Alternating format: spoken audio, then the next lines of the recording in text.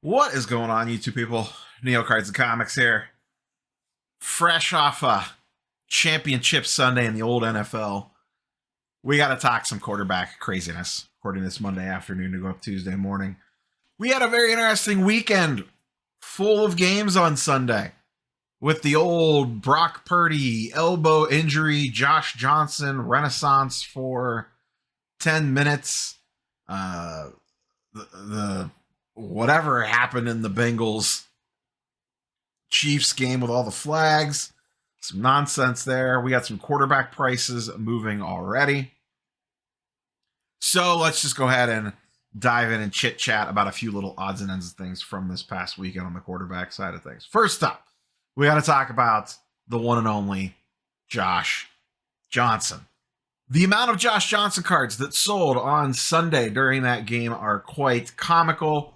I scrolled down this page. These are almost all of these are from the 29th.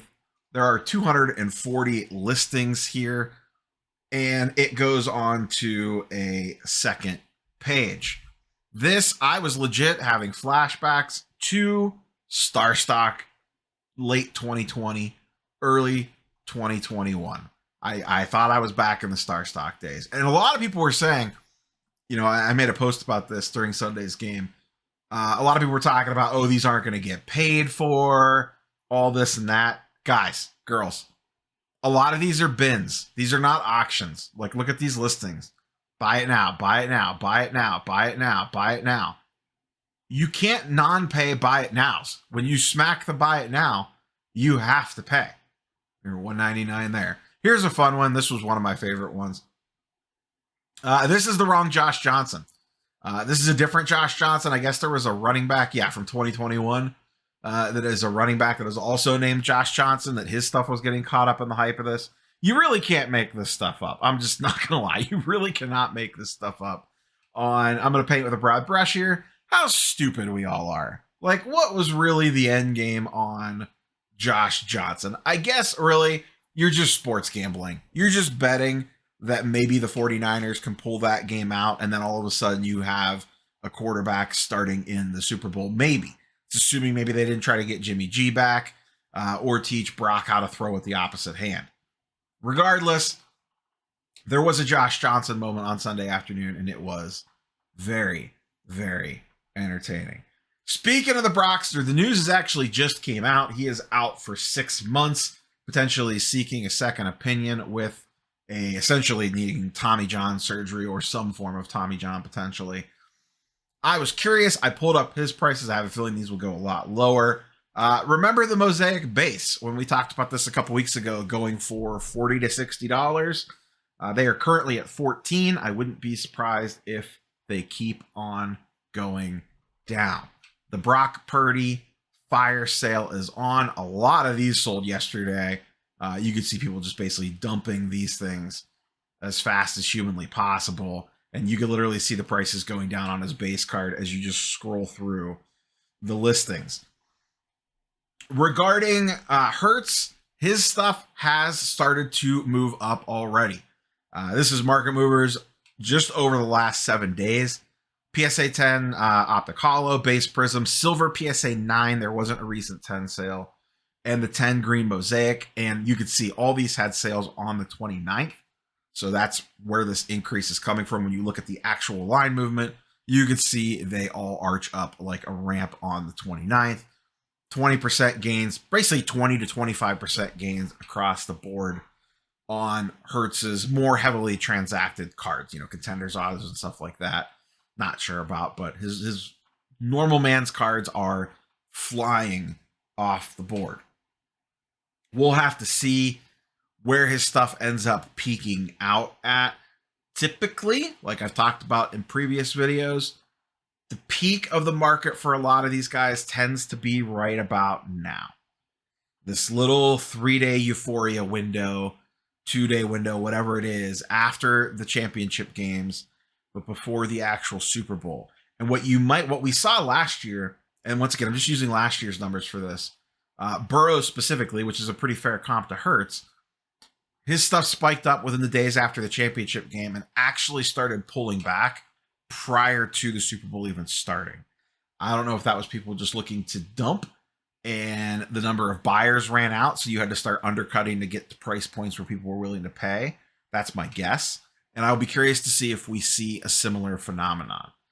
Inventory just keeps coming to market because people that invested in or bet on Hurts, whatever you want to call it, it's now time to cash in that ticket, and you need a buyer.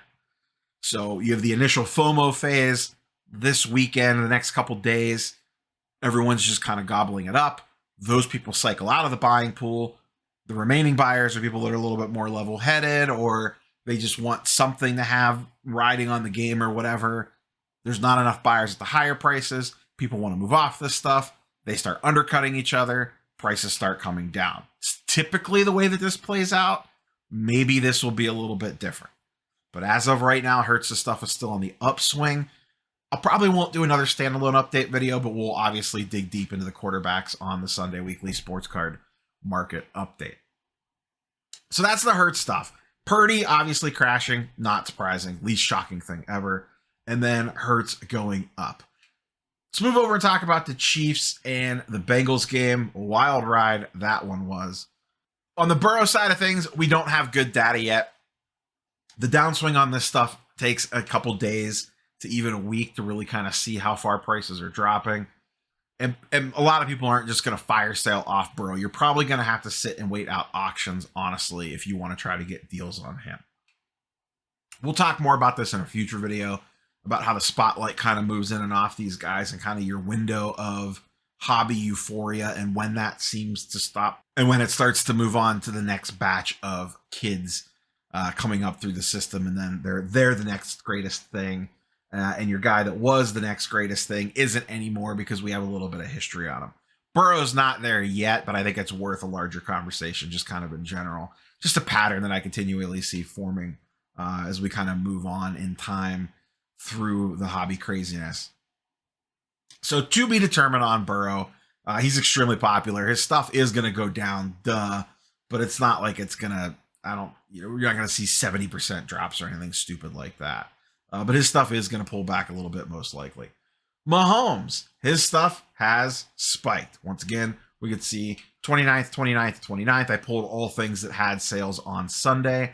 I did verify these because the 2017 Prism Mahomes is one of the most shilled cards ever. These were best offer acceptance. I filtered out 0 feedback winners, and neither one of these were auctions. 2 sold Sunday night. They were both best offer accepteds on the PSA 10. But same thing that we saw with Hurts. They were kind of cruising along. This is just over the last 7 days. And then we see the upwards ramp at the end of the week where these things took off Sunday night. But seeing a 20% jump on his PSA 10, the 9 and the PSA 10 Optic Hollow are up about 5 and 7%. Obviously, big cards expensive. We'll see how much these move. Mahomes is potentially on the path to move into a little bit of a different territory. This will be a second ring, about to get potentially another MVP, potentially another Super Bowl MVP. He begins actually filling in some of the built-in expectations. Mahomes has more expectations built into him than almost any player in football, for sure. I was going to say any player in modern sports card collecting.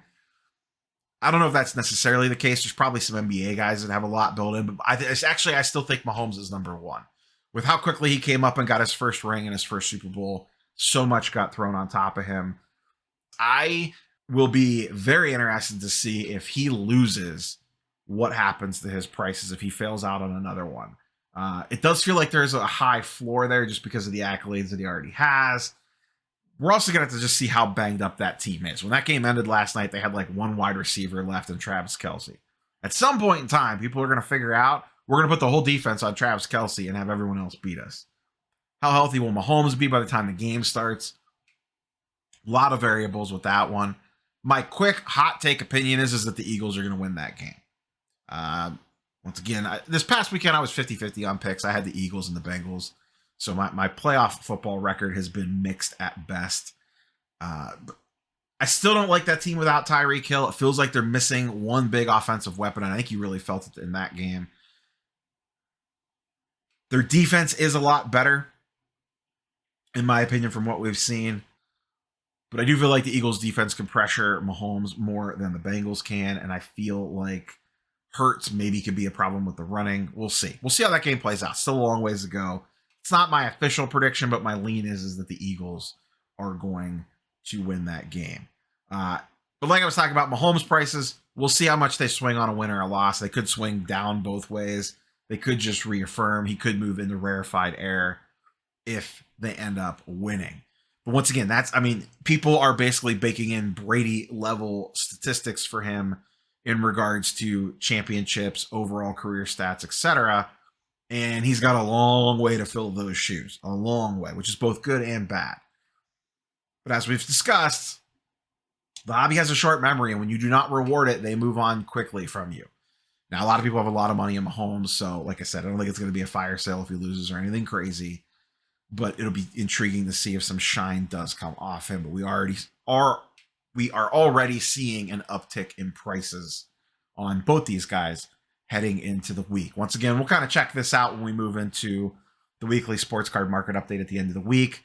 Kind of let some more data form as the week goes on. Maybe take a peek at wax again to see, how has the 2020 wax market responded to Burrow being eliminated, but Hurts still being alive. Is 2017 wax getting a bump? That one's a little trickier to follow because there's just not much of it out there, so it doesn't sell very often. But even if a bunch of that just moves this week, that would be an indicator because it just doesn't pop up and it doesn't move super frequently. But that's all I have for you guys and girls today. Just kind of wanted to touch on the quarterback craziness. But the Josh Johnson, Brock Purdy stuff is just absolutely comical. The fact that Josh Johnson became a thing. Like I said, I felt like I was in my Star Stock glory days, refreshing the eBay sold listings page and seeing stuff fly off the board. I know stuff was getting bought off ComC and then immediately getting reposted for like $10 higher, and people were buying it. At some point in time, someone got left holding the bag on that stuff for sure. We love a good backup. I shouldn't say good. We love a backup quarterback in the sports card hobby. Catch you guys and girls on the next one. Peace.